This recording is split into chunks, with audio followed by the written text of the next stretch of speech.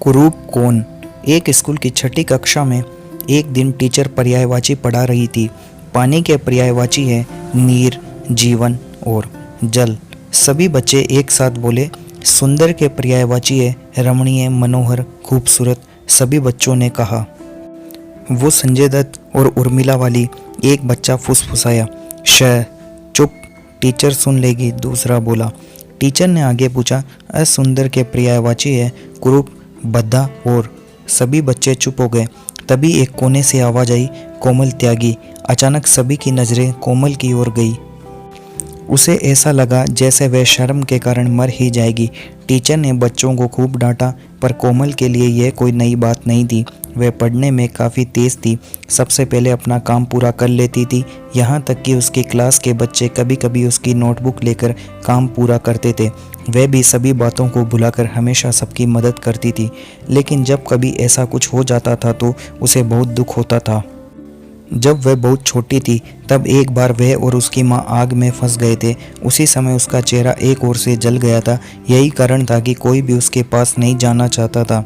उसकी ओर देखकर सब दया दिखाते थे, लेकिन ऐसा कोई नहीं था जिसे वह अपना दोस्त कह सके। आज फिर कोमल बहुत उदास थी। घर आकर अपनी पेंसिल, कागज और रंग लेकर बैठ गई। कोमल को चित्र बनाना बहुत अच्छा लगता था। वह हमेशा सुंदर चित्र बनाती थी। उसके चित्रों में चहचहाते हुए पक्षी होते थे, सूरज की रोशनी होती थी, छोटे छोटे प्यारे घर होते थे।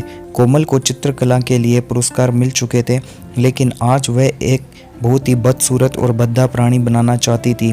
ऐसा एक जीव जो कि उससे ज़्यादा कुरूप हो। और फिर उसने एक चित्र बनाया। एक ऐसा जीव का चित्र जिसका शरीर मगरमच्छ का था, सर उल्लू का था और पैर गिद्ध के थे। नुकीले नाखून थे और बड़े बड़े डरावने पंख थे। उसने इसे नाम दिया कुरूप।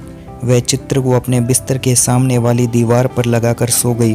थोड़ी देर बाद वह चौंक कर उठी। उसने देखा सामने के चित्र से कुरूप गायब था।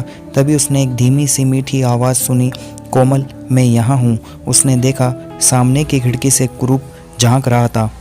कोमल ने आश्चर्य से पूछा, तुम वहाँ क्या कर रहे हो? तुम्हें मुझको देखकर डर नहीं लगता? कुरूप ने पूछा। तब कोमल बोली, नहीं, मैं कैसे डर सकती हूँ, मैं तो खुद ही कितनी कुरूप हूँ। कुरूप बोला, मैं तुम्हें एक जगह ले जाना चाहता हूँ, तुम्हें वहाँ अच्छा लगेगा, लेकिन मैं कैसे आऊँगी? मेरी पीठ पर बैठ जाओ। और कोमल कुरूप की पीठ पर बैठ गई। वे उड़कर एक सुंदर नदी के किनारे पहुँचे। वहाँ सब कुछ बहुत सुखकर था। ठंडी हवा चल रही थी, हरियाली थी, पक्षी चहचहा रहे थे। सब कुछ उसके सुंदर चित्रों जैसा ही था। तभी उसे याद आया कि कुछ दिन पहले उसने ठीक ऐसा ही एक चित्र बनाया था। अपने चित्र की दुनिया में पहुंचकर वह बहुत खुश थी। कुरूप ने उसे बताया कि यह वह जगह है जहां केवल वे लोग ही आ सकते हैं जो मन से सुंदर हो, जो सबका भला चाहते हों और जिनके मन में हमेशा अच्छे विचार आते हों। तभी कोमल चौंक कर जाग गई। उसने देखा कि उसकी माँ उसे उठा रही थी। कुरूप वापस तस्वीर में आ गया था। कितना अच्छा सपना था, उसने सोचा। उसे आईने में दिखी अपनी तस्वीर अच्छी तरह याद थी और उसके बाद उसने अपने आप को कभी असुंदर नहीं समझा।